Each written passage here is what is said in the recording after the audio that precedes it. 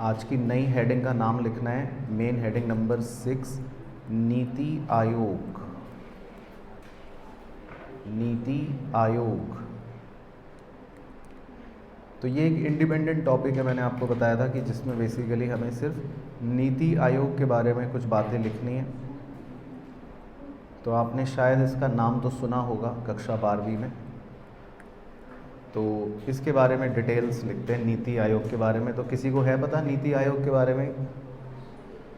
किसको रिप्लेस करा था? Planning commission. ठीक, तो लिखते हैं जी कहानी। On 1 January 2015,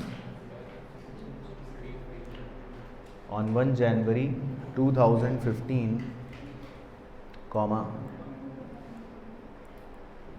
the apex policy making body,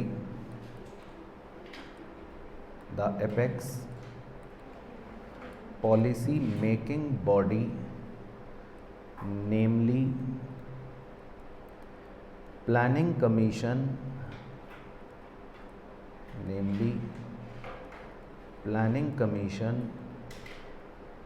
was replaced by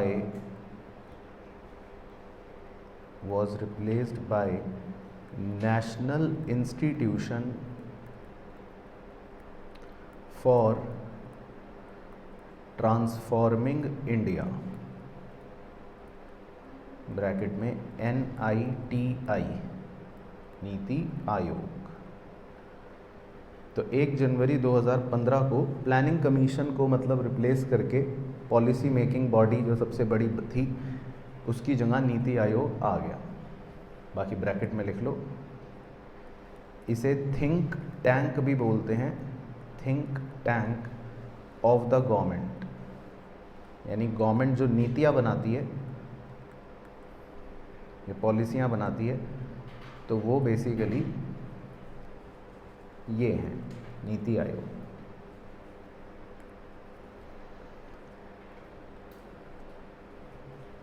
second arrow, objectives. तो मेनली हमें इसके बस ऑब्जेक्टिव्स लिखने हैं। हमारे मुद्दे की बातें जो हैं वो तो ऑब्जेक्टिव्स हैं। तो वैसे तो इसके ऑब्जेक्टिव्स बहुत सारे हैं, मतलब जो आप सोच भी नहीं सकते वो बहुत सारे हैं। तो आप नीति आयोग की वेबसाइट पर जाके चेक कर सकते हो, बहुत सारे ऑब्जेक्टिव्स मिलेंगे। लेकिन हम कुछ मुद्दे के लिख लेंगे।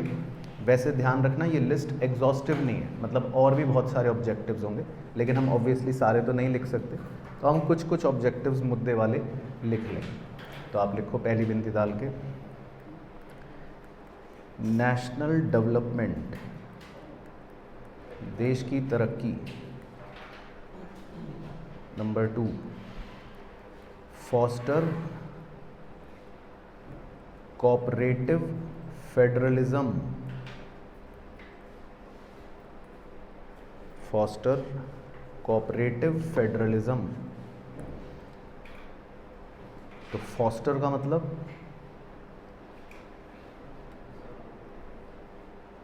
हेल्प करना, ठीक है। फॉस्टर मतलब होता है हेल्प करना, सपोर्ट करना, उसको फॉस्टर कहते हैं, अंग्रेजी का शब्द है।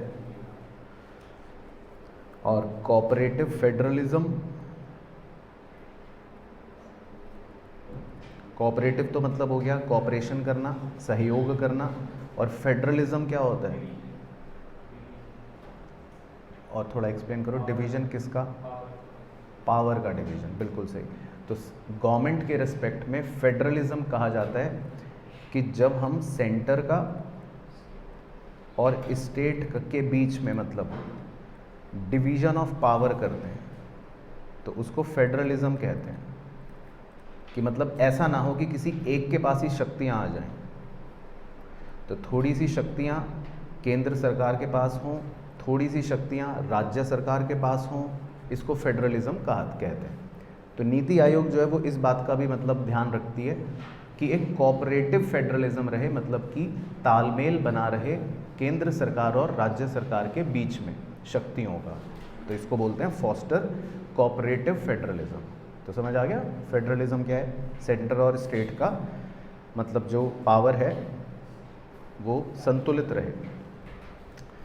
इसके बाद तीसरा, develop mechanisms to formulate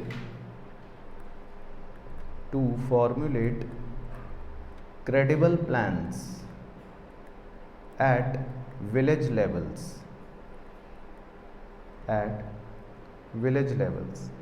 मतलब अच्छे अच्छे प्लान्स बनाना, गांव के स्तर तक पहुंच सके जो, वो भी इनका काम है। इसके अलावा डिज़ाइन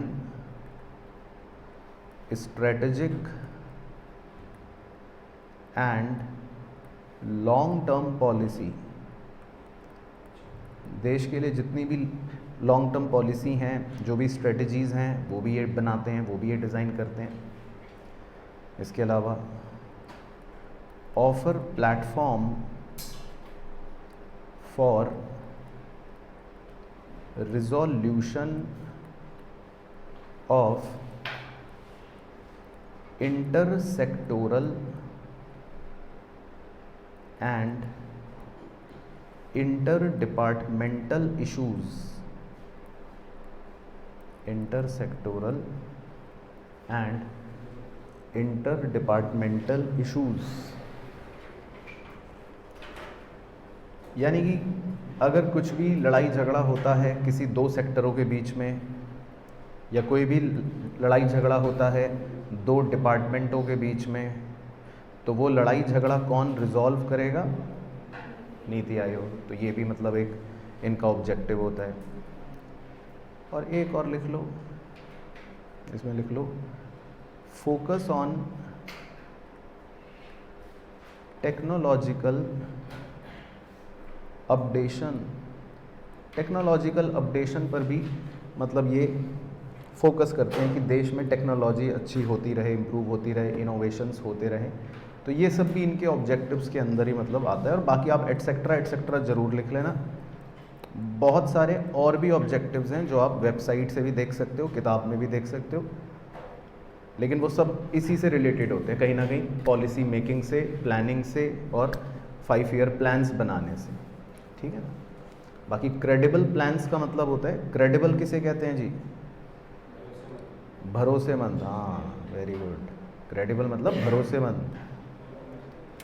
भरोसेमंद तो मतलब भरोसेमंद प्लान्स बनाएंगे जिन पर भरोसा कर सकें। ठीक है, तो क्लियर हो गए ऑब्जेक्टिव्स। तो बेसिक ऑब्जेक्टिव्स हैं, बाकी मतलब आप और भी पढ़ सकते हो वेबसाइट से जाके खुद। तो नीति आयोग के बहुत सारे ये ऑब्जेक्टिव्स हो गए। हाँ, नीति आयोग। और चौथा पॉइंट है strategic and long term policy, मतलब जितनी भी स्ट्रेटजियां हैं और लंबी अवधि की नीतियां हैं वो भी ये बनाएंगे। ठीक है, तो क्लियर हो गया जी आवाज बाबू। फिर इसके नीचे तब तक लिखते हैं की इनिशिएटिव्स। इन्होंने बहुत सारे इनिशिएटिव्स भी लिए हैं, बहुत सारे मतलब प्लान्स बनाए हैं, तो वो भी लिख लो लिस्ट कुछ प्लान्स की।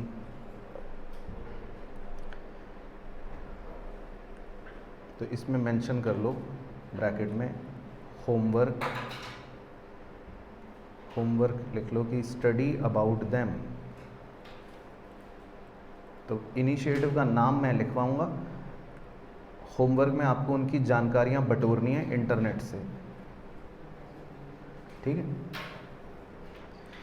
तो इनका जैसे एक इनिशिएटिव है, इन्वर्टेड कॉमास में लिखो नाम लाइफ, LIFE। ठीक है, तो होमवर्क में आपको क्या करना है, इंटरनेट पे जाना है, टाइप करना है लाइफ, तो लाइफ से तो कुछ भी आ जाएगा, तो आगे नीति आयोग भी टाइप कर देना। ठीक है, तो आपको पता लग जाएगा कि इनका क्या इनिशिएटिव है नीति आयोग का, है ना। बाकी इसमें लिख लो, मतलब लाइफ के आगे लिख लो डैश डाल के, रिप्लेसेस द प्रिवेलेंट,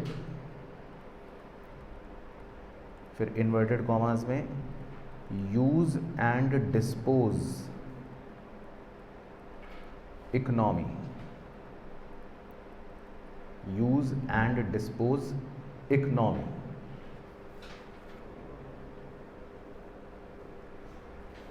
इसका मतलब है कि भाई अभी हम क्या करते हैं, हम मान लो प्लास्टिक इस्तेमाल करी और उसको फेंक देते हैं, है ना, तो उससे पर्यावरण दूषित हो जाता है, जीवन जो है वो मतलब आगे जाके ख़त्म हो जाएगा ऐसे। तो ये इनिशिएटिव है बेसिकली। लाइफ का मतलब ये है कि हमें अब ये नहीं करना। तो लाइफ इनिशिएटिव के बारे में जब आप स्टडी करोगे होमवर्क में तो आपको ये पता चलेगा कि ये क्या है एग्जैक्टली, तो ये इससे रिलेटेड है, ठीक है। तो ऐसे बहुत सारे इनिशिएटिव्स हैं, तो हमको तो नाम लिखने हैं मेनली। तो अगला लिखो, अगला है the national data and analytics platform NDAP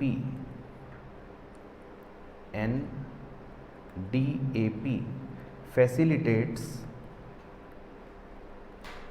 and improves access to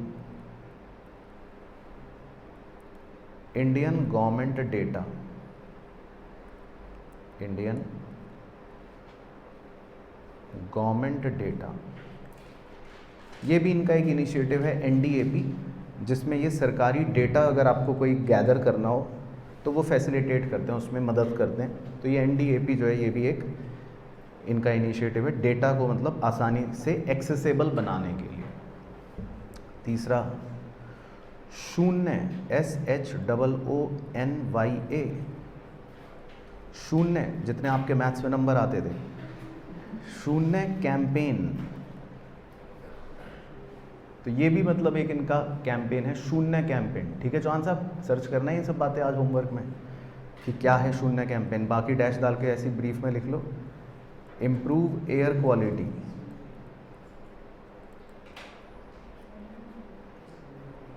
improve air quality, तो जो हवा है जो दूषित है उसे इम्प्रूव करने पर ये भी एक कैंपेन है। अगला लिख लो अमृत, अमृत, तो इसमें लिख लो ये इलेक्ट्रॉनिक व्हीकल्स पर बेस्ड है।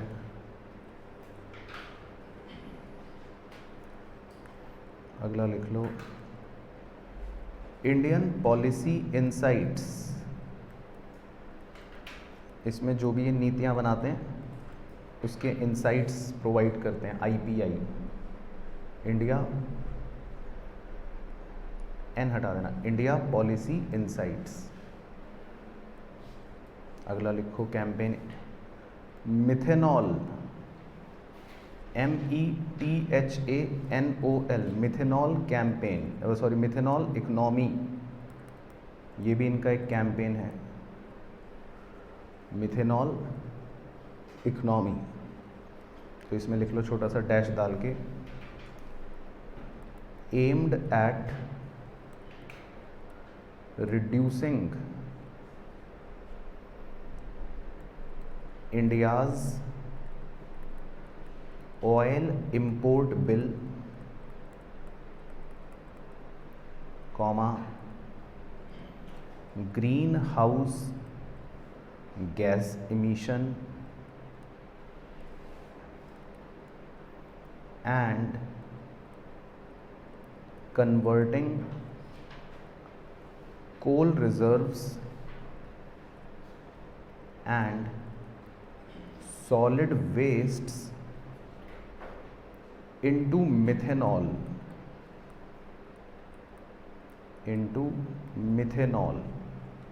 तो ये इनका एक इनिशिएटिव है,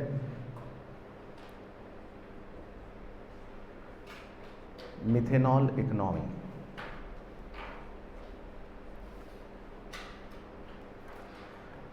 इसके बाद अगला है ट्रांसफॉर्मिंग इंडियाज गोल्ड मार्केट, ये भी इनका एक इनिशिएटिव है कि भाई भारत के गोल्ड मार्केट को ट्रांसफॉर्म करना है, बदलना है। तो मतलब इस तरह से बहुत सारे इनिशिएटिव्स हैं, ये तो कुछ उदाहरण हैं, आप इनकी वेबसाइट पर देखेंगे तो आपको और भी इनिशिएटिव मिल जाएंगे, लेकिन ये कुछ इंपॉर्टेंट इनिशिएटिव्स हैं। तो ओके होगी कहानी। तो ये हैं इनके की इनिशिएटिव्स। और आखिरी बात इनके बारे में लिखनी है, वीकनेसेस। बहुत से स्कॉलर्स लेकिन ये भी कहते हैं कि नीति आयोग जो है इसमें दम नहीं है, कुछ कमियां हैं,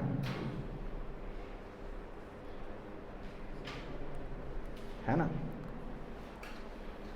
नहीं, एक बच्चा पूछ रहा है हमारे कोर्स में डिटेल तो नहीं है। नहीं, डिटेल नहीं है, बस आपको बेसिक कीवर्ड पता होना चाहिए। शून्य कैंपेन में एयर क्वालिटी या ई अमृत में इलेक्ट्रॉनिक व्हीकल, इस तरह से बेसिक डिटेल पता होनी चाहिए। तो इसीलिए तो होमवर्क दिया आपको कि सर्च करना है इनके बारे में। होमवर्क ज़रूर करना, होमवर्क नहीं करा तो फंसोगे फिर एग्ज़ाम में, ठीक है। होमवर्क ज़रूर करना है, सबके बारे में सर्च ज़रूर करना, कहीं हवा कर दो कि भाई छोड़ो, ठीक है माइकल भाई। चलो तो वीकनेसेस लिखते हैं। पहला वीकनेस है limited role.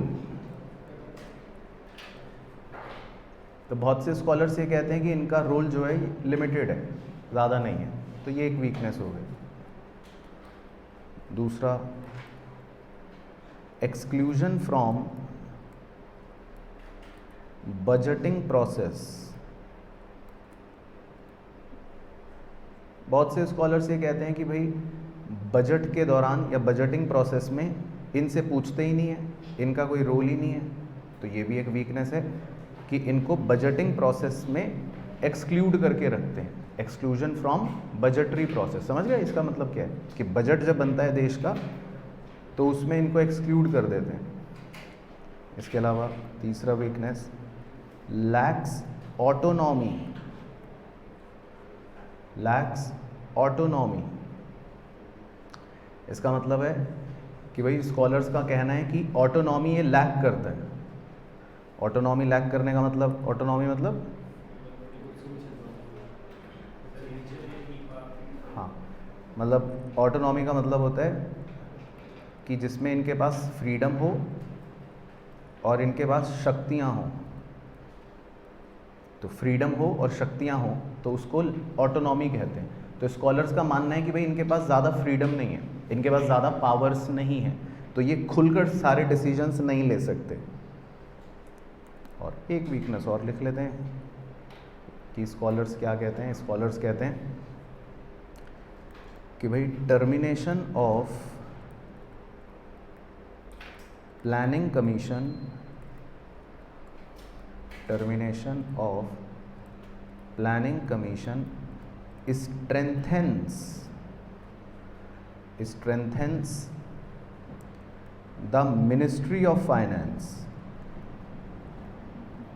strengthens the Ministry of Finance।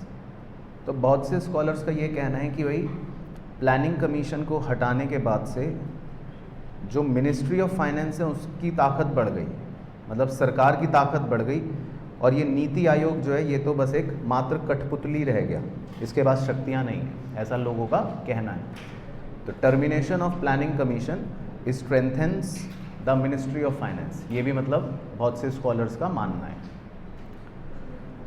तो क्लियर हो गया भाइयों बहनों, तो समझ आ गए सारे पॉइंट्स, ठीक है। तो एक बार देख लो, तो ये आपको मतलब नीति आयोग के बारे में कहानी पता होनी चाहिए। तो पहले हो गए ऑब्जेक्टिव्स, पहले तो हो गई डेट 1 जनवरी, है ना, तो वो तो डेट याद रखना, फुल फॉर्म याद रखना। ऑब्जेक्टिव्स हो गए, वो हो गए।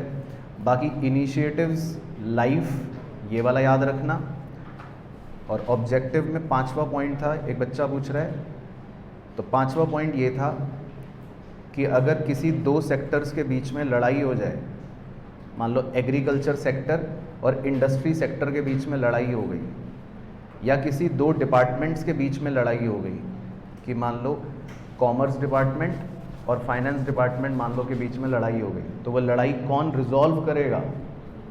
नीति आयोग, ठीक, ये मतलब ओके जी। बाकी लाइफ प्लास्टिक से रिलेटेड है, याद रखना। एनडीएपी डेटा से रिलेटेड है, ये याद रखना। शून्य कैंपेन एयर क्वालिटी से रिलेटेड है, ये याद रखना। ई अमृत इलेक्ट्रॉनिक व्हीकल से रिलेटेड है, ये याद रखना। IPI तो नाम से ही बता रहा है, पॉलिसी इनसाइट्स, वो याद रखना। मिथेनॉल इकनॉमी में ये चाहते हैं इंपोर्ट बिल कम हो जाए, ग्रीन हाउस गैस कम हो जाए, और जो आप कूड़ा करकट मचाते हो सॉलिड वेस्ट, उसको मिथेनॉल में कन्वर्ट करना। बाकी भारत के गोल्ड मार्केट की मतलब तस्वीर को बदलना। अभी गोल्ड मार्केट में क्या है कि अभी आपको शायद ना पता हो, इसमें बहुत ज़्यादा मतलब स्मगलिंग होती है। अगर आपको अपना काला धन छुपाना है तो सबसे आसान पॉइंट है गोल्ड खरीद लो, है ना। जैसे एक गोल्ड की 1 किलो की इतनी सी ईंट 70 लाख रुपए की होती है लगभग। तो आपको अगर 70 लाख रुपए अपने छुपाने हैं तो आप जाकर गोल्ड खरीद लो, छोटी सी ईंट खरीद लो। तो गोल्ड मार्केट में फ़िलहाल ब्लैक मनी बहुत यूज़ होता है, तो ये भी इनका मतलब एक उद्देश्य है कि इस चीज़ को कम करा जाए, तो गोल्ड मार्केट को ट्रांसफॉर्म करना है। बाकी स्कॉलर्स का कहना है कि भाई इनकी वीकनेस क्या है। वीकनेस ये है कि स्कॉलर्स मानते हैं कि इनका रोल लिमिटेड है, मतलब इनका रोल ज़्यादा नहीं है। स्कॉलर्स मानते हैं कि बजटिंग प्रोसेस से इनको हटा दिया, ये भी इनकी लिमिटेशन हो गई। स्कॉलर्स मानते हैं कि इनके पास ज़्यादा फ्रीडम नहीं है, ज़्यादा पावर नहीं है, ये भी स्कॉलर्स मानते हैं। और चौथा पॉइंट ये है ज्योति जी कि स्कॉलर्स ये मानते हैं कि प्लानिंग कमीशन को हटाने से फाइनेंस मिनिस्ट्री जो है उसकी ताकत बढ़ गई, यानी कि नीति आयोग जो है उसके पास ज़्यादा पावर्स नहीं है, ज़्यादा पावर्स जो हैं वो मिनिस्ट्री ऑफ फाइनेंस के पास चली गई। तो ऐसा भी कुछ स्कॉलर्स कहते हैं, ठीक है। चलो, तो ओके हो गई कहानी नीति आयोग की। चलो, इसके बाद है जी नंबर 7, मतलब आखिरी टॉपिक है लेकिन बड़ा टॉपिक है। नंबर 7 का नाम था, अगर आपको याद हो, क्या? Current state. Current state. तो ये जो पूरा टॉपिक है ये बेसिकली अंडरस्टैंडिंग बेस्ड नहीं है, तो इसके ब्रैकेट में पहले ही लिख लो ताकि ना आप मेरे बाल नोचो ना मैं आपके बाल नोचूं। 100% रट्टा, क्योंकि इसमें सारे ही डेटा पॉइंट्स हैं, तो इसमें मतलब आपकी रटने की जो क्षमता है उसका मतलब इसमें उपयोग है। तो जो जितना अच्छे से रट सकता है उसको उतना अच्छा फ़ायदा, और जो कम रट सकता है उसको उतना नुकसान, ठीक है। तो करंट स्टेट में बेसिकली हमको सारे डेटा पॉइंट्स लिखने, तो उसमें कोई अंडरस्टैंडिंग नहीं है कि मैं कुछ समझाऊंगा कि डिमांड सप्लाई समझा रहा हूँ, ऐसा कुछ नहीं है। बाकी इसमें होगा क्या वो बता देता हूँ ब्रीफ हल्का सा, कि बेसिकली हम अपनी इकनॉमी को 3 सेक्टर्स में डिवाइड करते हैं। कौन कौन से? हाँ, तो ये आप लिख लो, बस एक छोटा सा थोड़ा सा इंट्रो हो जाएगा। प्राइमरी, सेकेंडरी और टर्शरी, तो ऐसे बना लो, प्राइमरी, सेकेंडरी, टर्शरी, है ना। तो इसमें बेसिकली क्या है कि जो प्राइमरी है हम उसको, प्राइमरी को हम ये भी कह सकते हैं कि ये हमारा मतलब हो गया, ब्रैकेट में आप लिख लो एग्रीकल्चर, है ना, या उससे रिलेटेड। सेकेंडरी को मतलब हम क्या देते हैं, इंडस्ट्री, मैन्युफैक्चरिंग, उससे रिलेटेड। और टर्शरी को हम क्या देते हैं, सर्विसेज। तो वैसे तो एक लाइन भी मेंशन कर लो इसके नीचे ब्लॉक के अंदर। तो जब हम करंट स्टेट लिखेंगे तो हमें तीनों सेक्टरों के बारे में अलग अलग बातें लिखनी है। तो मतलब इसमें बेसिकली ये लिखना है कि सरकार ने एग्रीकल्चर सेक्टर में बहुत सारी नीतियां बनाई हैं, बहुत सारी पॉलिसियां बनाई हैं, तो हम सबको नाम लिखना है और किस पॉलिसी में क्या है वो पता होना चाहिए। तो वो सारे मतलब डेटा पॉइंट्स हैं, बेसिकली फैक्ट्स हैं, अंडरस्टैंडिंग बेस्ड नहीं है, रट्टा बेस्ड है। तो लेकिन एक लाइन लिख लो आप इसमें, फिर समझाता हूँ क्या लाइन है। Unique experience of the sequence as agriculture, services and industry, agriculture, services and industry। तो इसका मतलब बेसिकली ये है, इस लाइन का मतलब ये है कि जो हमारे देश के अंदर मतलब सीक्वेंस था ग्रोथ का, है ना, ग्रोथ का जो सीक्वेंस था, मतलब ऐसे मेंशन कर देता हूँ, चलो, सीक्वेंस ऑफ ग्रोथ। तो हमारी इकोनॉमी में जो ग्रोथ का सीक्वेंस था वो मतलब एक यूनिक एक्सपीरियंस था। और किस सीक्वेंस में था? सीक्वेंस का मतलब सबसे पहले जो ग्रोथ और हमने जो चेंजेस देखे वो एग्रीकल्चर के अंदर देखे। एग्रीकल्चर में हमने ये देखा कि पहले सबसे ज़्यादा प्री डोमिनेंस सेक्टर एग्रीकल्चर था, लेकिन फिर ओवर द ईयर्स एग्रीकल्चर कम हो गया। फिर दूसरा जो एक्सपीरियंस हमने देखा वो सर्विसेज के अंदर देखा, टर्शरी सेक्टर के अंदर देखा कि स्टार्टिंग में टर्शरी सेक्टर बहुत स्लो था, नीचे था, ना के बराबर था, लेकिन 1990s के बाद सर्विस सेक्टर बहुत आगे निकल गया और अभी सबसे बड़ा सेक्टर बन गया। और थर्ड सबसे मतलब जो चेंज हमने देखा वो इंडस्ट्री सेक्टर के अंदर देखा, क्योंकि इंडस्ट्री जो थी वो पहले लिमिटेड थी, कॉटन और जूट हुआ करते थे, फिर धीरे धीरे वो डाइवर्सिफाई हो गई और अभी मल्टीपल इंडस्ट्रियाँ हो गई। तो मतलब वो सीक्वेंस जो है वो इसी ऑर्डर में हुआ हमारे देश में कि पहले एग्रीकल्चर, उसमें अलग एक्सपीरियंस देखा, फिर सर्विसेज को बढ़ते हुए देखा, और लास्टली इंडस्ट्री जो है उसके अंदर भी हमने ग्रोथ और स्ट्रक्चर को चेंज होते हुए देखा। तो हमें तीनों सेक्टर के बारे में 1 बाय 1 लिखना है, मतलब कि आप ऐसे डाल सकते हो, पहली हेडिंग है प्राइमरी सेक्टर। तो इसके कुछ स्टैटिस्टिकल पॉइंट्स लिखेंगे हम, तो आप इसको ब्लॉक बना दो। प्राइमरी सेक्टर, तो जी लिखो प्राइमरी सेक्टर में फर्स्ट एरो डाल के लिखना, India has emerged,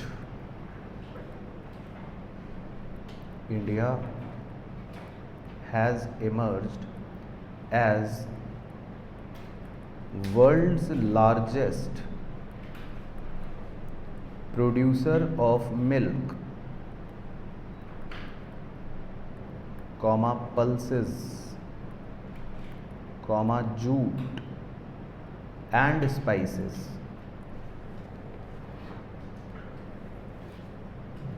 full stop. Second point, India has the largest area, India has the largest area planted under wheat, comma rice and cotton, wheat, comma rice and cotton। उसके बाद अगला arrow, it is India is the second largest producer of fruits, comma vegetables, comma tea, comma fish,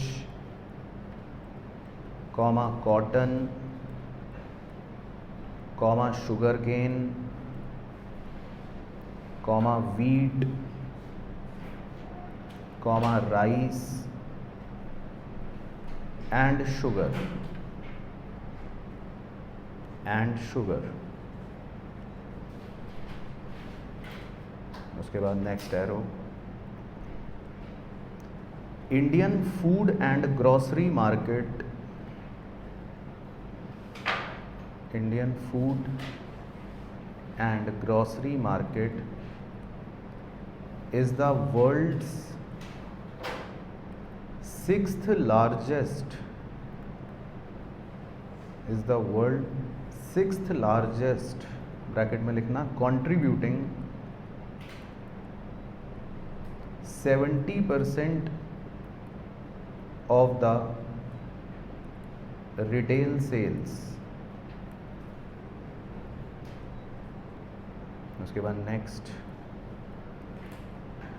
India has the world's largest cattle herd, bracket में लिखना buffaloes,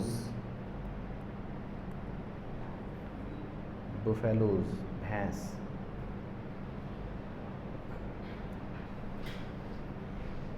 तो पहले यहाँ तक के पॉइंट देख लो।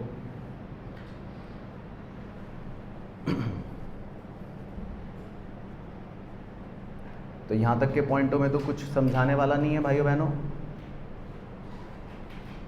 यहाँ तक के पॉइंट तो सारे मतलब इसमें नंबर 1 है, इसमें ये है, इसमें ज़्यादा है, इसमें ये है, वो है।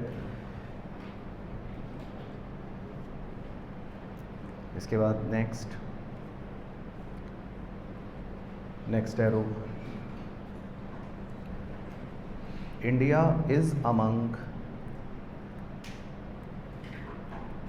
Top 10 exporters of agricultural products in the world, agricultural products in the world, full stop. Agricultural and processed food export development authority, development authority bracket में लिख लो APEDA, इसको हाईलाइट कर लेते हैं APEDA।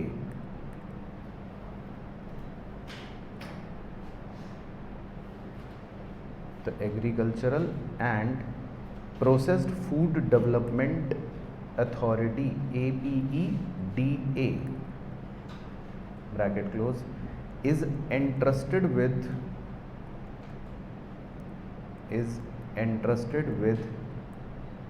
the responsibility of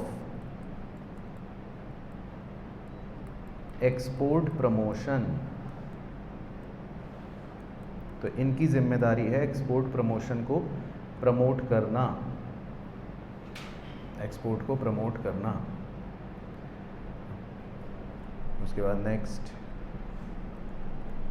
various measures are adopted, various measures are adopted by government such as के आगे dash डाल लो आप। तो इसमें बहुत सारे इनिशिएटिव्स हैं, मतलब आप लिखते लिखते पागल हो जाओगे, लेकिन इनिशिएटिव्स ख़त्म नहीं होंगे, लेकिन फिर भी हम कुछ तो लिखेंगे। तो बहुत सारे सरकार ने मतलब इनिशिएटिव्स लिए, मेजर्स लिए, तो एक एक बिंदी डाल के लिख लेते हैं। जैसे 100% FDI in marketing of food products की मार्केटिंग के लिए सरकार ने 100% FDI अलाउ कर रखा है। दूसरा,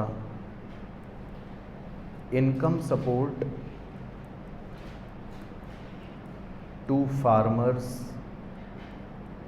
फार्मर्स को सपोर्ट करती है सरकार, इनकम सपोर्ट कि भाई इनको इनकम कम ना हो, इनकी इनकम को हम मिनिमम रखें, इस बात का भी सरकार ध्यान रखती है।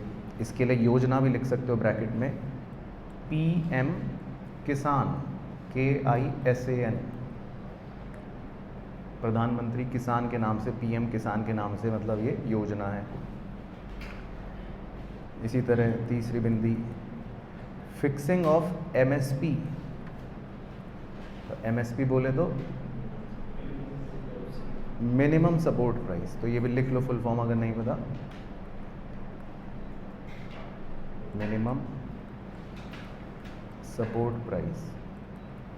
तो इनकी डिटेल्स वैसे कोर्स में नहीं है, मतलब course in the sense MCQ में डिटेल तो कभी पूछेगा भी नहीं आपसे, लेकिन आप अगर आपका दिल करे तो आप इनके बारे में सर्च कर सकते हो, होमवर्क में पढ़ लो कि क्या होता है, क्या इसकी।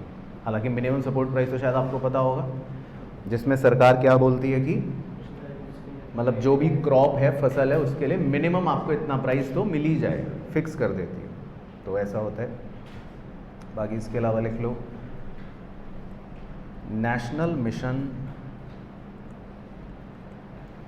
National mission for edible oils,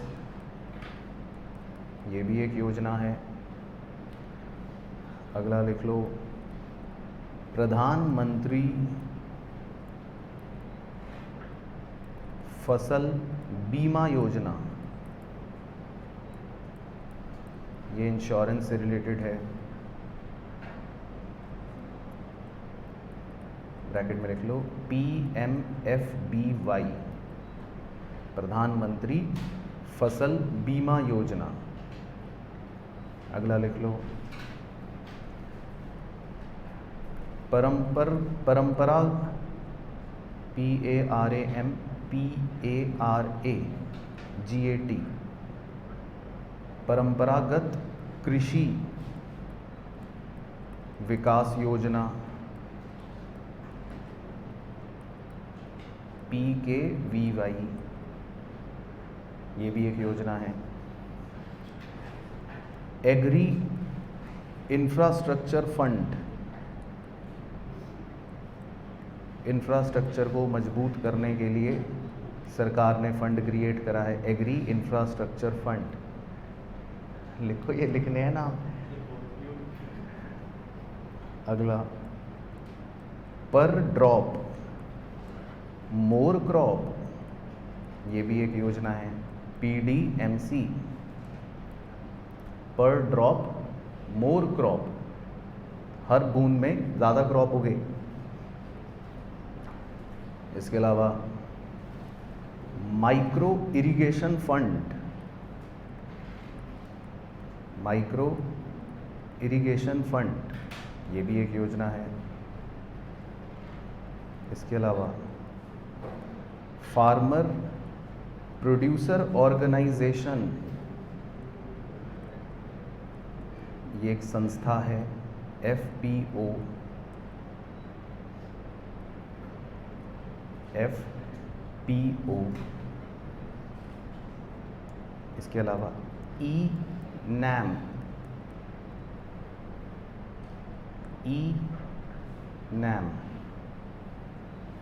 ENAM के बारे में लिख लेते हैं थोड़ा सा, एक लाइन। तो ENAM के बारे में आप लिख लो डैश डाल के कि बेसिकली ENAM है नेशनल एग्रीकल्चर मार्केट। NAM का मतलब है यहाँ पे नेशनल एग्रीकल्चर मार्केट, और दूसरा डैश डाल के लिख लो pan India electronic trading portal, और ई का मतलब यहाँ पर हो गया इलेक्ट्रॉनिक से, कि भाई इलेक्ट्रॉनिकली आप ट्रेड कर सकते हो, किसानों को सुविधा दे रखी है कि एक पोर्टल बना दिया, इलेक्ट्रॉनिक पोर्टल है, पूरे भारत में आप इलेक्ट्रॉनिकली ट्रेड कर सकते हो। तो जैसे आजकल आप शेयर बाज़ार में इलेक्ट्रॉनिकली ट्रेड करते हो, वैसे ही ये किसानों के लिए एग्रीकल्चर मार्केट बना रखा है NAM। तो ENAM का मतलब हो गया agriculture,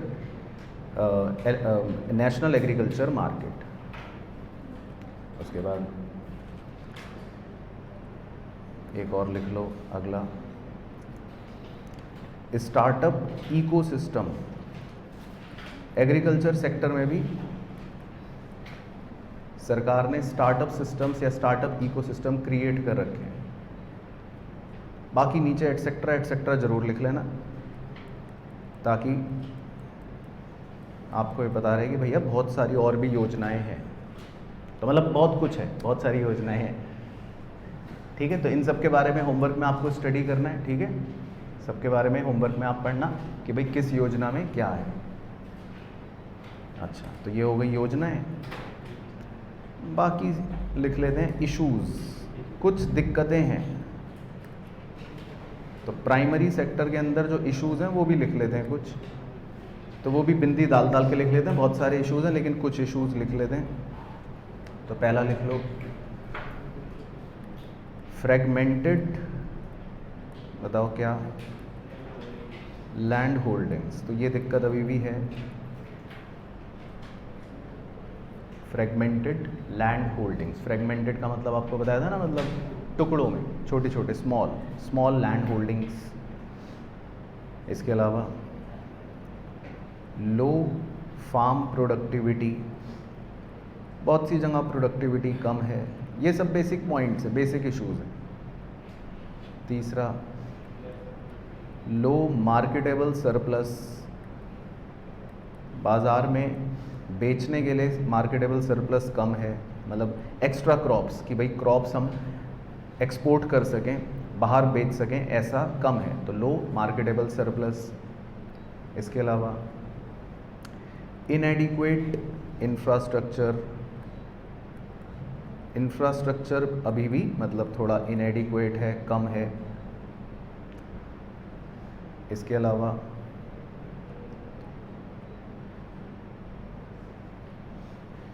low level of technological upgradation, technological upgradation भी मतलब थोड़ा सा निचले स्तर पर है,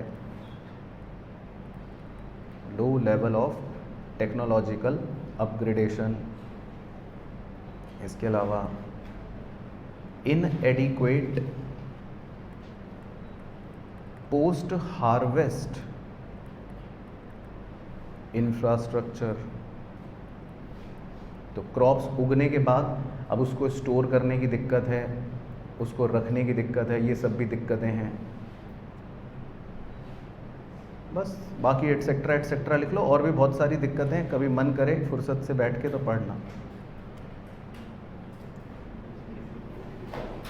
तो समझ गए। लेकिन तो मतलब ये प्राइमरी सेक्टर का जो पूरा पॉइंट है, इसमें बेसिकली मुद्दा ये है कि हम कहाँ स्टैंड करते हैं, वो बातें पता होनी चाहिए कि भाई किस में हम नंबर 1 हैं, किस में हम नंबर 2 हैं, किस में हम नंबर 6 हैं, कहाँ पे हम लार्जेस्ट प्रोड्यूसर हैं, कहाँ पे हम क्या हैं, वो हो गया डेटा पॉइंट। बाकी योजनाएं हो गई, वो तो मतलब आपको जितनी है उतनी पढ़नी ही है, रीड करनी है। और कुछ दिक्कतें हो गई, कुछ इश्यूज़ हो गए, वो बेसिक हैं, बेसिक इश्यूज़ जो एग्रीकल्चर सेक्टर के अंदर। तो ओके हो गई कहानी। तो ये तो था प्राइमरी सेक्टर। फिर लिख लेते हैं जी प्राइमरी सेक्टर के बाद नंबर 2। नंबर 2 और 3 थोड़े छोटे हैं, तो आप चिंता मत करो ज़्यादा। नंबर 2 है सेकेंडरी सेक्टर, मतलब इंडस्ट्री वाला। तो इंडस्ट्री में ज़्यादा कुछ नहीं है, तो ये थोड़ा सा कंपैरेटिवली छोटा है। सेकेंडरी सेक्टर, तो इसमें भी लिख लो कुछ बातें। तो इसमें लिखो industrial sector contributes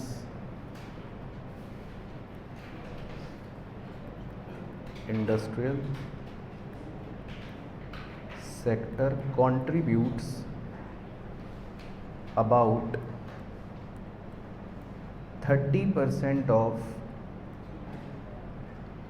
gross value added, यानी GVA। हाँ, मतलब वही GDP भी कह सकते हो, लेकिन थोड़ा सा GVA लिख लिया। तो 30% GDP जो है वो इंडस्ट्री सेक्टर से आ रहा है, तो उनका कंट्रीब्यूशन हो गया। दूसरा point, it employees over 12.1 crore of people. 12 crore लोग इंडस्ट्री सेक्टर में काम कर रहे हैं, मतलब 12.1 तो 12.1 करोड़ लोग एम्प्लॉय हैं इसके अंदर। बाकी तीसरा point, manufacturing accounts for 78% of total production. तो मैन्युफैक्चरिंग सेक्टर जो है, या मैन्युफैक्चरिंग, वो लगभग 78% टोटल प्रोडक्शन को मतलब अकाउंट करती है। तो मतलब बाकी जो है वो सर्विसेज हैं। Next point, India's rank in global innovation index, global innovation index GII improved to dash in 2022, तो क्या रैंक हो गई भारत की?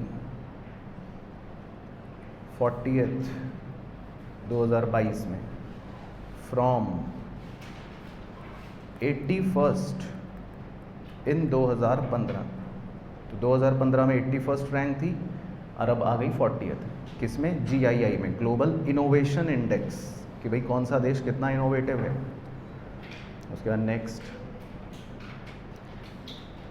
The department for promotion of industry and internal trade, DPIIT, department for promotion of industry and internal trade, DPIIT has a role in the formulation, has a role in the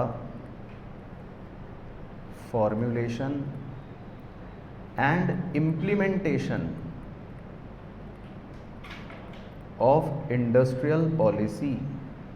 ये आप highlight कर लेना ताकि आपको पता रहे, ये MCQ में पूछ लेता है कि भाई इंडस्ट्रियल पॉलिसियाँ कौन बनाएगा और कौन इम्प्लीमेंट करवाएगा, किसका रोल है? DPIIT। उसके बाद नेक्स्ट, सम पॉलिसीज,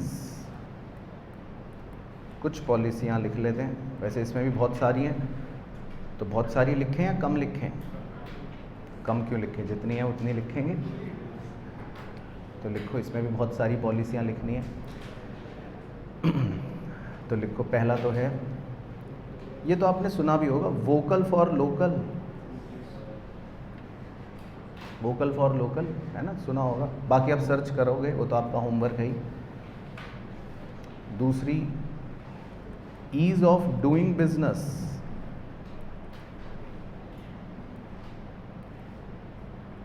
कि भाई कौन सा कंट्री जो है उसमें बिजनेस करना कितना आसान है, ईज ऑफ डूइंग बिजनेस। तो इसमें भारत की रैंक लिख लो। तो 2020 में भारत की रैंक क्या थी?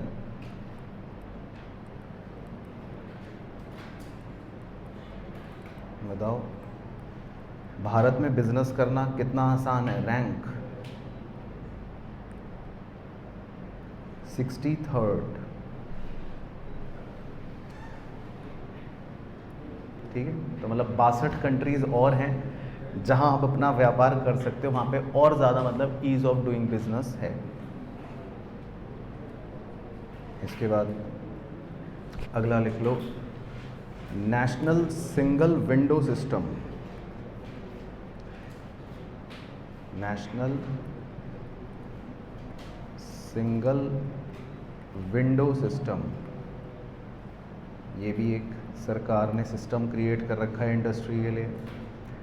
इसके अलावा लिख लो, मेक इन इंडिया, ये तो आपने सुना ही होगा, है ना, तो ये तो मेक इन इंडिया प्रोग्राम है ही। इसके अलावा अगला लिख लो, PM गति शक्ति नेशनल मास्टर प्लान, ये भी एक योजना है। PM गति शक्ति नेशनल मास्टर प्लान। इसके अलावा लिख लो, national logistics policy, NLP, national logistics policy, NLP। बाकी इसके अलावा लिख लो, FAME India scheme, FAME India scheme, इसके बारे में एक लाइन लिख लो, फेम इंडिया स्कीम, तो डैश डाल के लिखना कि भाई ये है किस पर based, promote electric and hybrid vehicle. तो सरकार कहती है कि भैया इलेक्ट्रिक व्हीकल्स खरीदो आप, ठीक है। उसके बाद अगला लिख लो, taxes on,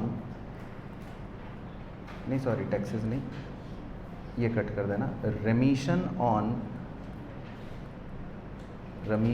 on duties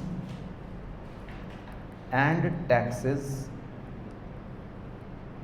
रेमिशन of कर लेना, of duties and taxes on export products. तो सरकार कहती है आप प्रोडक्ट्स अगर एक्सपोर्ट करोगे तो हम आपकी ड्यूटीज़, आपके टैक्सेस माफ़ कर देंगे। इसको बोलते हैं RODTEP, रेमिशन of duties and taxes on export products. तो इसके बारे में भी एक लाइन लिख लो छोटी सी, कि इट रिप्लेस्ड मर्चेंडाइज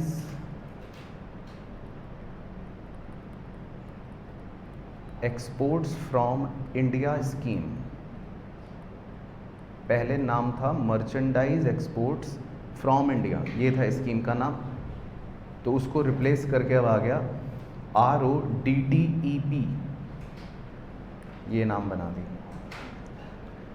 उसके बाद अगला लिख लो, ये तो आपने सुना होगा, अगला स्टार्टअप इंडिया, ये सुना है ना, ये तो सुना ही होगा, startup India.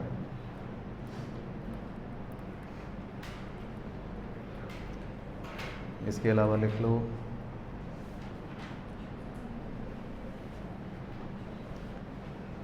Credit, emergency credit,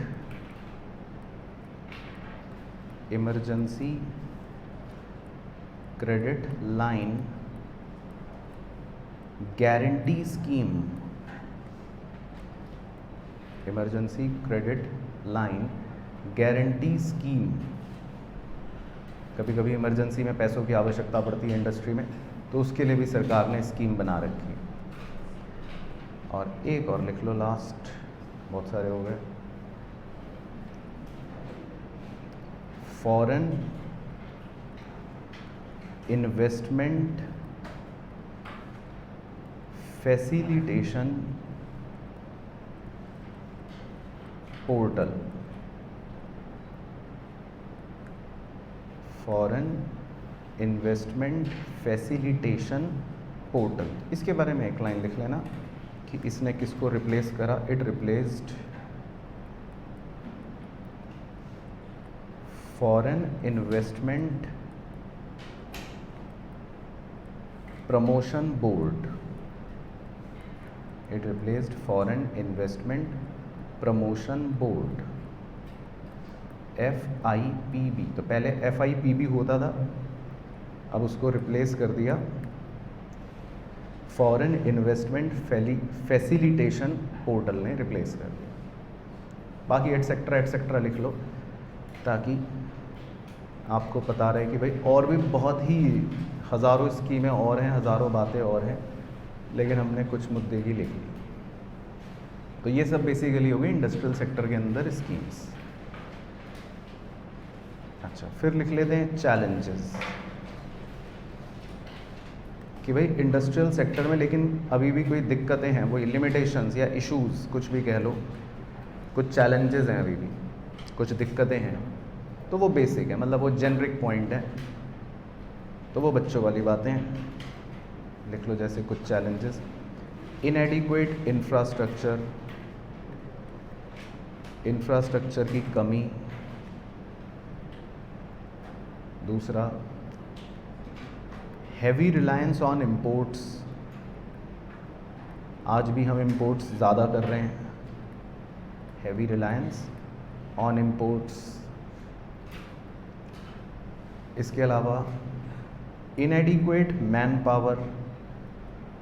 power की भी कमी है, जितने लोग चाहिए आज भी उतने नहीं मिल पाते।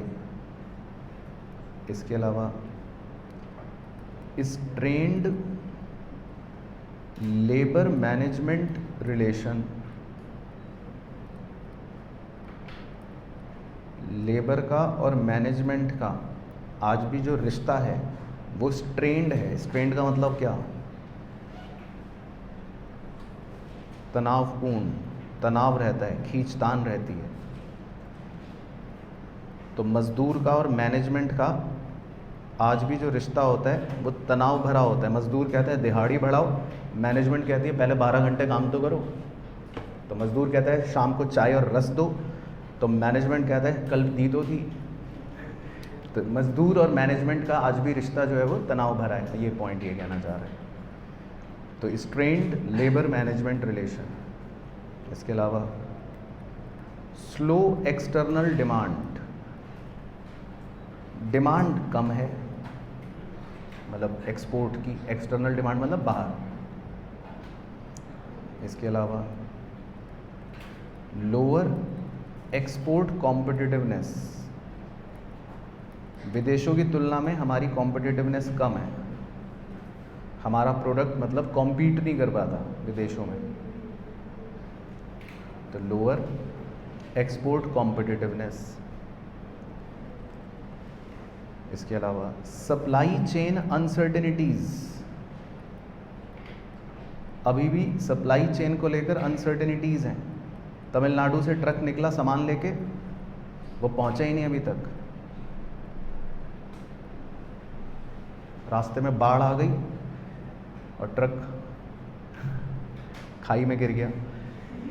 तो मतलब कुछ भी, मतलब सप्लाई चेन अनसर्टेनिटीज, ये भी इश्यूज हैं। बाकी लिख लो, मतलब एटसेट्रा एटसेट्रा लिख लो। तो बहुत है भाई साहब, इश्यूज भी बहुत सारे हैं, मतलब जितने भी इश्यूज हो सकते हैं इंडस्ट्रियों को लेकर वो सारे इश्यूज मतलब हो सकते हैं बहुत सारे, कि कॉस्ट ज़्यादा है, फ्यूल प्राइसेस भी ज़्यादा है, मतलब बहुत सारे इंडस्ट्रियल इश्यूज हैं बेसिकली। चलो, तो इंडस्ट्री का समझ गए। इंडस्ट्रियल सेक्टर में मतलब आपको कुछ स्कीम्स याद रखनी है और कुछ बेसिक चैलेंजेस हैं कि भाई ये तो जो बेसिक चैलेंजेस हैं आज। चलो, इसके बाद जी लास्ट, बस नंबर 3 का नाम है जी सर्विस सेक्टर। तो कुछ बातें सर्विसेज के बारे में लिख ले रहे हैं। सर्विस सेक्टर, तो ये इसमें सबसे छोटी बातें हैं, इसमें सबसे कम बातें हैं। तो इसमें तो 2-3 ही मुद्दे की बातें हैं। तो पहला लिख लेते हैं, it is the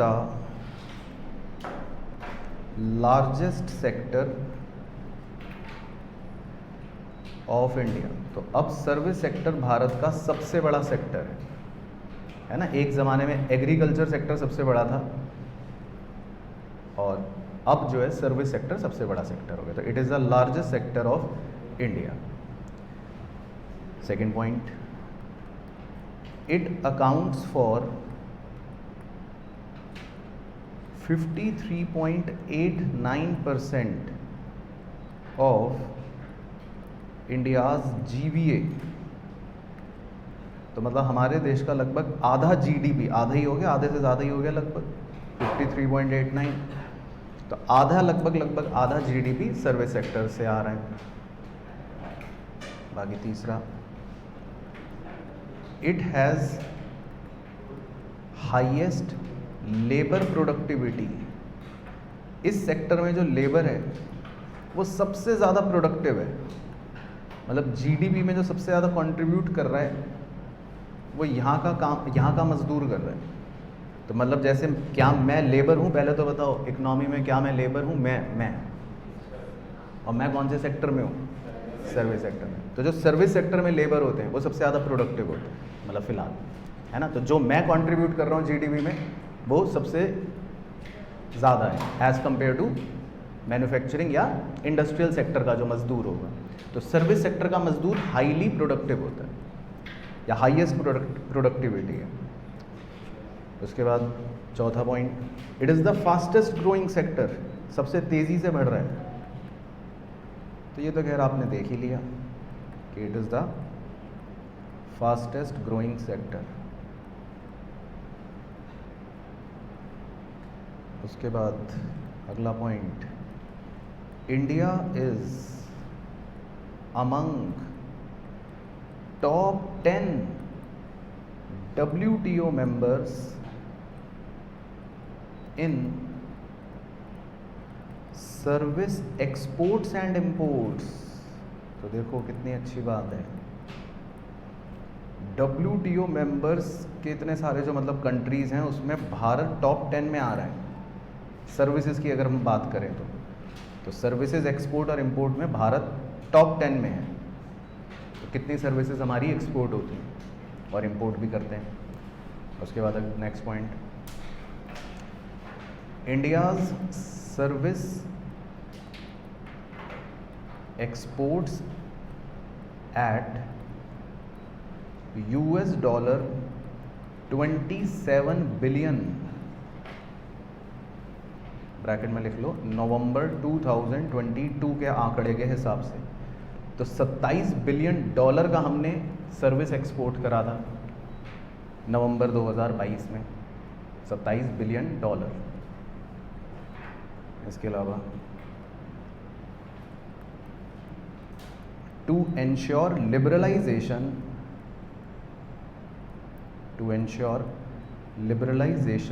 of investment,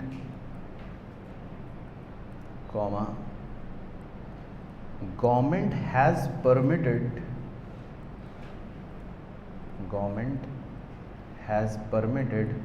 100% foreign participation, 100% foreign participation in telecommunication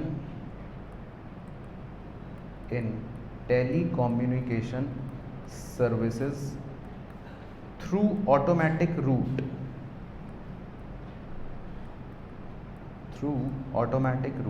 तो इसमें आप टेलीकम्युनिकेशन सर्विस को हाईलाइट कर लेना। तो सरकार ने मतलब 100% फॉरेन पार्टिसिपेशन अलाउ कर रखा है टेलीकम्युनिकेशन सर्विसेज में।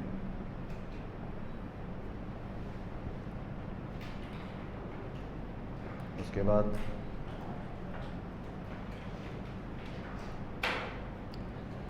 The India development update,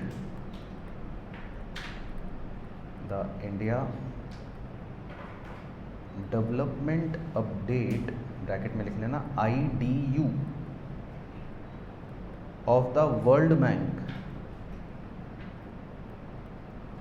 published in 2022 holds optimistic view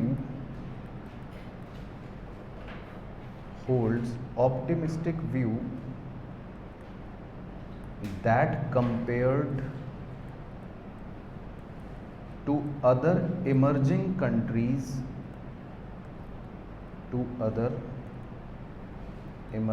economies,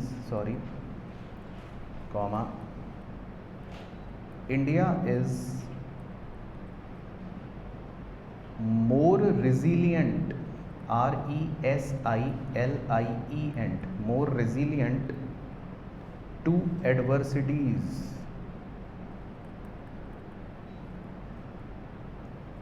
तो देखो भाइयों कितनी अच्छी बात है, वर्ल्ड बैंक क्या कह रहा है हमारे बारे में। वर्ल्ड बैंक का ऑप्टिमिस्टिक व्यू है हमारे बारे में। ऑप्टिमिस्टिक का मतलब आशावादी, हाँ, पॉजिटिव। बाकी इमर्जिंग इकोनॉमिक्स की अपेक्षा में वर्ल्ड बैंक मानता है कि भारत मोर रिजिलियंट है। रिजिलियंट मतलब अडेप्टिव, वेरी गुड। तो मतलब हम जल्दी से अडेप्ट कर लेते हैं। तो परिस्थितियां अगर बदल जाती हैं तो हम भी बदल जाते हैं, हम उसमें जल्दी से अडेप्ट कर लेते हैं। है ना। तो धूप है तो धूप, छाँव है तो छाँव, तो हम मुश्किलों में जल्दी अडेप्ट कर लेते हैं, ऐसा वर्ल्ड बैंक भी मान रहा है। तो यही बात लिखा है। तो ये वर्ल्ड बैंक ने 2022 में जो अपनी रिपोर्ट पब्लिश करी थी उसमें लिखा था। चलो ठीक है, तो बस सर्विस सेक्टर में तो यही बातें मतलब लिखनी, इसमें कोई स्कीम या इसमें और कोई इश्यूज एज सच नहीं। तो ये छोटा सा ही था सर्विस सेक्टर का कार्यक्रम। चलो, तो इसको मतलब आप क्लोज कर सकते हो। तो बेसिकली ये करंट स्टेट जो है उसमें तीनों सेक्टर की कहानी जो है वो कंप्लीट ये है।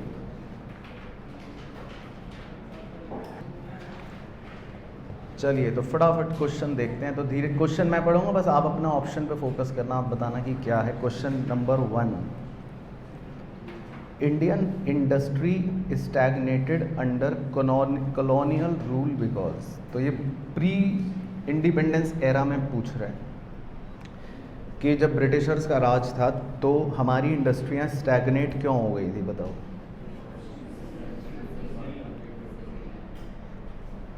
सी मतलब आप कह रहे हो कि हम कॉम्पीट नहीं कर सकते थे चीप मशीन मेड गुड से। ठीक है, सही, यही था पॉइंट, सही। उसके बाद सेकंड में पूछ रहा है the first wave of liberalisation starts in India. पहली वेव कब आई थी रिफॉर्म की? 1980s, ठीक है, पहली वाली, और दूसरी वाली 1990s, ठीक। उसके बाद third, the sequence of growth and structural change in Indian economy is characterised by. ये हमने अभी लिखा था थोड़ी देर पहले भी कि किस सीक्वेंस में हमने ग्रोथ और स्ट्रक्चरल चेंज देखे थे अपनी इकोनॉमी के अंदर। सबसे पहले किस में देखा था? एग्रीकल्चर, फिर उसके बाद देखा था सर्विस, और फिर उसके बाद इंडस्ट्री, है ना। तो सी ऑप्शन सही दे रखा है। ए में अगर आप देखोगे तो एग्रीकल्चर के बाद इंडस्ट्री आ गया, तो वो गलत हो गया, और बी ऑप्शन में तो पहले ही इंडस्ट्री दे रखा है, तो वो भी गलत हो गया। उसके बाद G number 4, merchandise export from India scheme was replaced by remission of duties and taxes on export product 2021। ये भी आप मेंशन कर लेना चाहें, क्योंकि सी ऑप्शन में 2019 भी दे रखा है, तो 2019 नहीं है, ये बात आप मेंशन कर लेना, है ना। 2021 मेंशन कर लेते हैं। उसके बाद G number 5, FIPB foreign investment promotion board, foreign promotion board, तो ये लिखा था, बताओ किसने रिप्लेस कर दिया था? फॉरेन इन्वेस्टमेंट फैसिलिटेशन पोर्टल, ठीक है, बिल्कुल सही। तो it is replaced by foreign investment facilitation portal. उसके बाद number 6, FAME India schemes aims to. FAME India, हाँ, तो ये तो आपको बताया था, इसमें सरकार का फोकस था इलेक्ट्रिक और हाइब्रिड व्हीकल्स को प्रमोट करने में, ठीक है।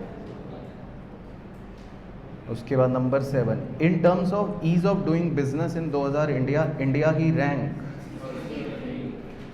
63, ठीक है। ई नैम इज, ई मतलब इलेक्ट्रॉनिक, नैम मतलब नेशनल एग्रीकल्चर मार्केट बताया था। तो ई नैम इज, ए में लिखा है electronic name card given to citizen of India, ये तो नहीं है। बी में लिखा है national agriculture market with the objective of creating a unified national market for agricultural commodities, ठीक है, ये तो है। और pan India electronic trading portal which network the existing APMC mandis, ये भी है। तो यही दोनों बात से, ठीक है, तो बी भी है और सी भी है। उसके बाद 9, which of the following is not a policy reform included in new economic policy. पूछ रहा है क्या रिफॉर्म में नहीं था, नहीं, 1991 में क्या नहीं था रिफॉर्म में? तो removing licensing requirement for all industries, तो यही नहीं था, क्योंकि हमने सारी इंडस्ट्रीज़ के लिए लाइसेंस रिमूव नहीं करा था। बाकी फॉरेन इन्वेस्टमेंट लिबरलाइज तो कर दिया था, इंटरनेशनल ट्रेड भी लिबरलाइज कर दिया था, डिसइन्वेस्टमेंट भी कर दिया था, लेकिन हमने लाइसेंस सबके लिए रिमूव नहीं करा था। तो ए ऑप्शन मतलब नहीं था। तो समझ गए? ठीक है। उसके बाद 10th है, imports of foreign goods and entry of foreign investments were restricted in India because, हमने क्यों विदेशी इंपोर्ट्स को मतलब रोका या इन्वेस्टमेंट्स को रिस्ट्रिक्ट करते थे, क्यों करते थे? हाँ बिल्कुल सही, क्योंकि हम डोमेस्टिक इंडस्ट्री को प्रोटेक्ट करना चाहते थे फ्रॉम फॉरेन कंपटीशन। सही, सी। उसके बाद 11th, ये भी आपको मार्क करवाया था, हिंदू ग्रोथ रेट, एक टर्म आपको मार्क करवाई थी, हिंदू ग्रोथ रेट कौन सा था? बिल्कुल सही। जब 50 से लेकर 80s तक जो हमारा economic growth rate 3.5% per year चलता था, तो उस ग्रोथ रेट को हमने Hindu growth rate term mention करा। ठीक है। उसके बाद 12th, in the context of new economic policy 1991 the term disinvestment stands for. तो डिसइन्वेस्टमेंट का मतलब पूछ रहा है, क्या होता है disinvestment? Sale of portion of government share holding of public sector enterprise. ठीक है। तो सरकार पब्लिक सेक्टर एंटरप्राइज का अपना हिस्सा बेच देती है। उसके बाद 13th में पूछ रहा है, the objective of introducing MRTP act, ये आपको लिखवाया था कि MRTP एक्ट क्यों आया था या क्या उसका उद्देश्य था? Does not result in concentration of economic power in hands of few, एक तो ये लिखवाया था। कंट्रोल ऑफ मोनोपोलीज, ये भी लिखवाया था। प्रोहिबिट रिस्ट्रिक्टिव ट्रेड प्रैक्टिसेस, ये भी लिखवाया था। तो मतलब सब कुछ ही MRTP एक्ट के ऑब्जेक्टिव्स थे। ओके। 14th, बताओ जनरल नॉलेज का question, which one of the following is feature of green revolution? Green revolution का फीचर?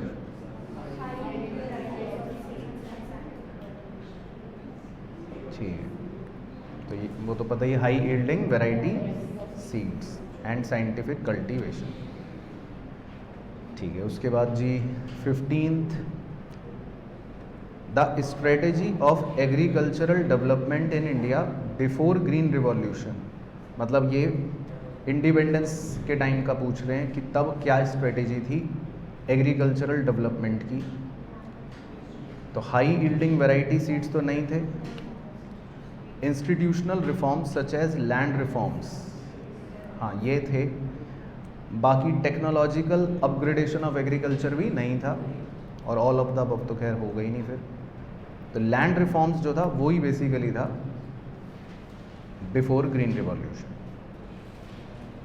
उसके बाद 16th, the industrial policy resolution 1948 वाला, मतलब जो फर्स्ट IPR था, तो वो हमने लिखा था। तो फर्स्ट IPR में सी ऑप्शन, पब्लिक सेक्टर का रोल एक्सपैंड कर दिया था और प्राइवेट सेक्टर के लिए लाइसेंस निकाल दिया था। ठीक है, बिल्कुल सही यही है। उसके बाद 17th में पूछ रहा है, the new economic policy of 1991 वाला पूछ रहा है, मैनिफेस्ट इन। तो 1991 की जो न्यू इकोनॉमिक पॉलिसी है, मैनिफेस्ट इन मतलब किस चीज़ पे फोकस हुआ? State led industrialisation and import substitution. तो ये तो गलत हो गया, क्योंकि ये तो पहले होता था, ये तो 1950 से लेकर 1980s तक होता था। B, rethinking the role of markets versus the state, यानी कि मार्केट के रोल को ज़्यादा इंपॉर्टेंस दी रादर देन सरकार के रोल को। मतलब स्टेट मतलब सरकार, और रोल ऑफ मार्केट मतलब कि मार्केट ओरिएंटेड इकोनॉमी, ये सही लग रहा है वैसे, बाकी सी भी पढ़ लो। Emphasize the role of good governance, तो ये भी नहीं। और bringing about reduction in poverty and redistributive justice, ये भी पुरानी पॉलिसी थी 1950 के बाद वाली, तो मतलब बी जो है वही सही ऑप्शन लग रहा है कि मार्केट के रोल को ज़्यादा इंपॉर्टेंस दी रादर देन स्टेट के रोल को। उसके बाद 18th में पूछ रहा है the post independence economic policy was rooted in. अब इंडिपेंडेंस के बाद की जो इकोनॉमिक पॉलिसी थी कि मतलब वही 1950 से लेकर जो 1980 तक लगभग जो पॉलिसी थी, ए में लिखा है capitalist mode of production with heavy industrialisation, ये तो नहीं। Social and economic redistribution and industrialisation directed by state, मतलब सरकार। सी में लिखा है social and economic redistribution through private sector initiatives, नहीं, क्योंकि 1950 की पॉलिसी में ज़्यादा इंपॉर्टेंस किसको दी थी? पब्लिक सेक्टर को, तो सी भी गलत हो गया। और डी में लिखा है industrialisation led by private entrepreneurs, तो ये भी गलत हो गया क्योंकि प्राइवेट एंटरप्रेन्योर्स को लीड नहीं दी थी। तो अगर आप ध्यान से पढ़ोगे तो बी ऑप्शन सबसे सटीक है, क्योंकि 1950 की पॉलिसी में सोशल और इकोनॉमिक रीडिस्ट्रीब्यूशन भी था और इंडस्ट्रियलाइजेशन कौन लीड करता था? स्टेट, मतलब कि सरकार। तो बी ऑप्शन जो है वो सही ऑप्शन। ठीक है, तो क्लियर हो गए खेल। चलो तो रिवाइज करना मेनली क्वेश्चंस एक बार, और होमवर्क पता है ना क्या करना है? ठीक है, तो होमवर्क में स्कीम सर्च करनी है। चलो डन, छुट्टी।